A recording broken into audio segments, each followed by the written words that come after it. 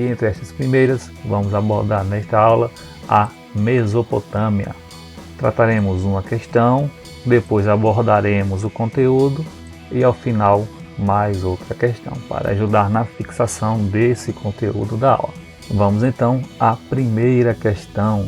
O Código de Hammurabi é o mais famoso e orgânico código de leis existente, cujo significado não é o de uma medida legislativa, visto conter dúvidas a respeito da aplicação concreta de suas disposições nos vereditos judiciais.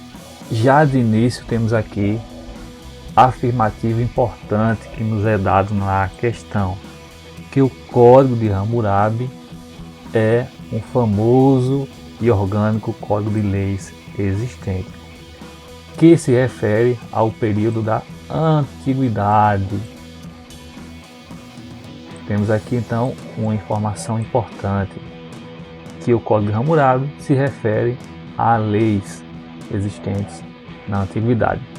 No que diz respeito a este código, Código de Leis, é correto afirmar que buscava demonstrar quão bem organizado e bem governado seria o reino sob o comando do monarca, precedia os vereditos judiciais buscando promulgar novas disposições, tornava o rei dependente da tradição inaugurada por Ur-Nammu, fundador da terceira dinastia de Ur.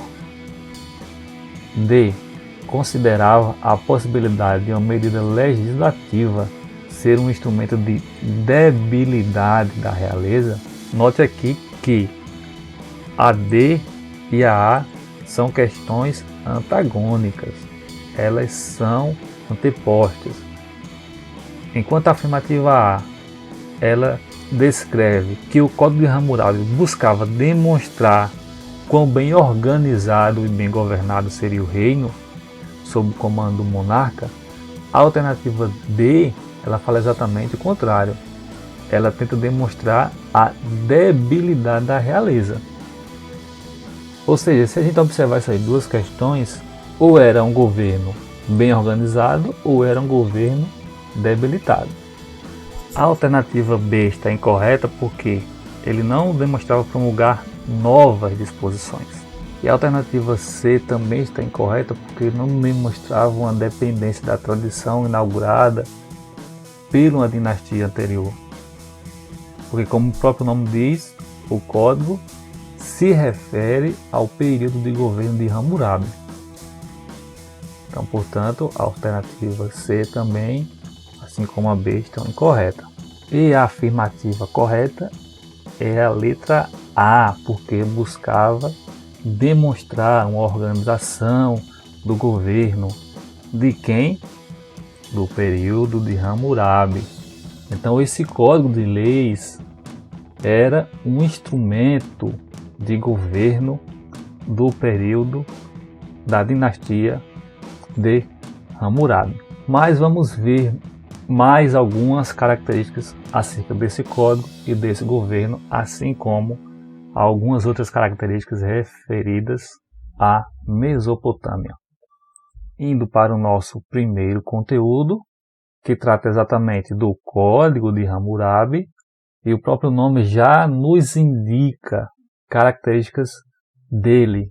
Se é o Código de Hammurabi, então ele foi instituído no período quando aquele território era liderado por Hammurabi. Código de Hammurabi, período relativo a Hammurabi, que foi chefe militar na Babilônia durante o século 18 a.C.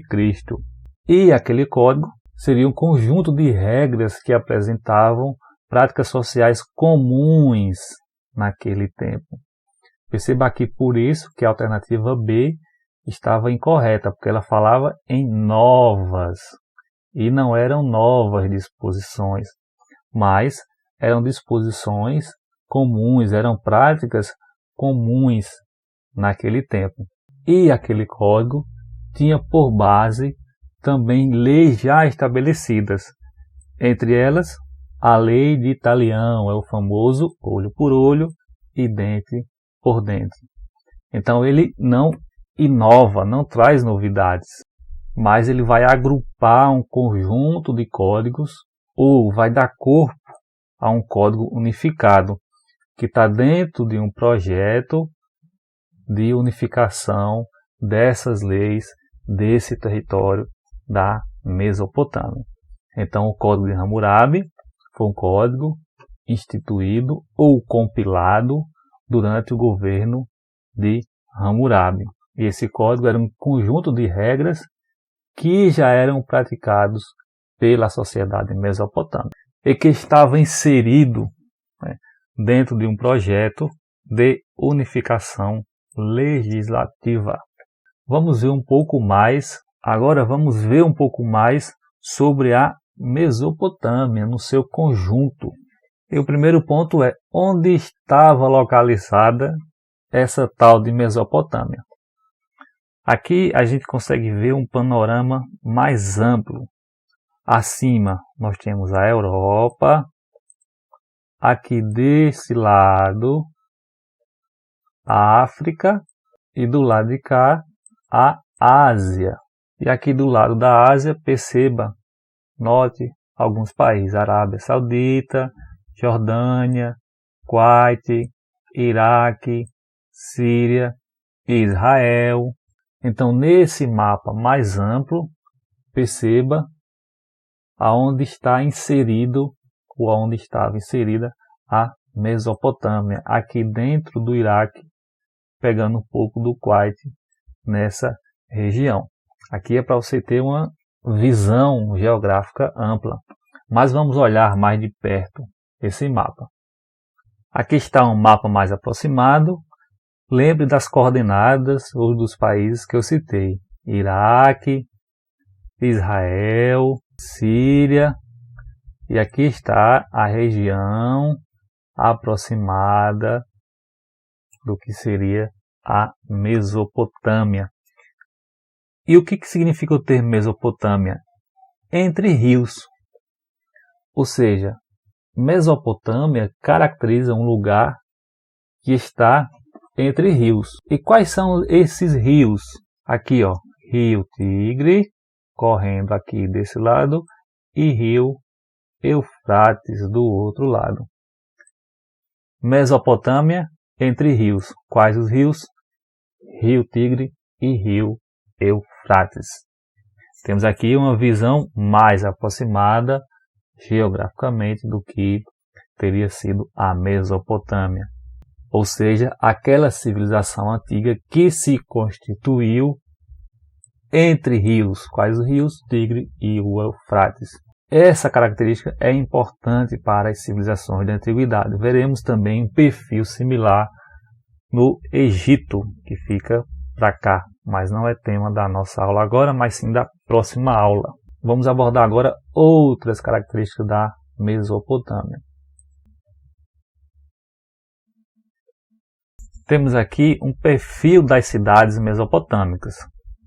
Essas cidades eram independentes politicamente, interdependentes economicamente, ou seja, no quesito político cada um tinha a sua decisão. No quesito econômico, uma era dependente da outra, e no quesito cultural havia uma homogeneidade, ou seja, o conjunto de características daquela região, né, elas tinham um corpo muito similar. E nesse conjunto, religião, política e economia estavam todos entrelaçados. Seriam três dimensões da mesma característica. Não há distinção ou separação entre o plano religioso, o plano político e o plano econômico. Essas características ou essas dimensões, elas se entrelaçam, se envolvem na realidade e estão intrinsecamente relacionadas. E outra característica importante dessa civilização foi a escrita cuneiforme. E o que foi essa escrita? Perceba aqui por essa plaquinha, é de barro ou argila, enquanto ela estava mole, o escrivão, com uma espécie de estilete, ele ia cunhando os caracteres. Por isso que é escrita cuneiforme. Vamos agora para mais uma questão para contribuir aí na fixação do conteúdo.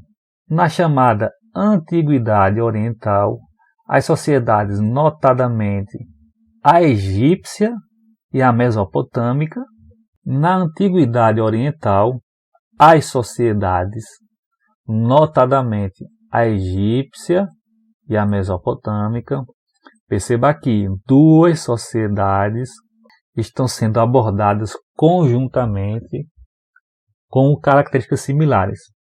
Então, o que se atribui a uma pode se atribuir à outra. Desenvolveram-se em regiões semiáridas, onde obras hidráulicas grandiosas eram necessárias para o cultivo agrícola. Então, nessas sociedades, a partir da própria afirmativa que nos traz a questão, já traçamos características importantes acerca tanto da Mesopotâmia, que acabamos de ver, quanto do Egito, que será tema da nossa próxima aula, que eram regiões semiáridas e necessitaram de grandes obras hidráulicas para um melhor aproveitamento ou cultivo. Ou seja, essas sociedades eram baseadas na agricultura. E para o desenvolvimento dessa agricultura, por serem regiões secas, foi necessário grandes obras. Vamos então observar que outra característica foi comum nessas duas sociedades. Desenvolveu-se o modo de produção escravista intimamente ligado ao caráter bélico e expansionista das sociedades. A forma de trabalho predominante era a servidão coletiva e o indivíduo explorava a terra como membro da comunidade que servia e ao Estado, proprietário dessa terra. O principal instrumento do poder das camadas populares era constituído pelo Estado, que assegurava o seu domínio sobre os outros grupos sociais. A superação das comunidades coletivas levou ao surgimento da propriedade privada e, como resultado, a utilização da mão de obra escrava. A ampla utilização do trabalho livre. Ampla utilização do trabalho livre, será? Garantia a produção de excedentes, que era necessária para as trocas comerciais e para o progresso econômico. Não havia uma ampla utilização do trabalho livre. Havia trabalho livre sim, mas uma ampla utilização não. A superação das comunidades coletivas. Não houve superação das comunidades coletivas. O principal instrumento de poder das classes populares, não havia instrumento de poder das classes populares. A forma de trabalho predominante era a servidão coletiva. Então, o que predominava não era o trabalho livre, conforme tinha dito, a afirmativa é. E o indivíduo explorava a terra como membro de uma comunidade e servia ao Estado. E esse Estado ele era proprietário da terra. Temos, portanto, a alternativa B, a correta. Chegamos ao final dessa aula. O slide estará disponível no link. Para ver mais conteúdo, acesse nosso blog. Não esqueça de curtir nosso canal e para tirar mais dúvidas, além de poder deixar nos comentários, você pode nos enviar e-mail. Bons estudos e até a próxima aula.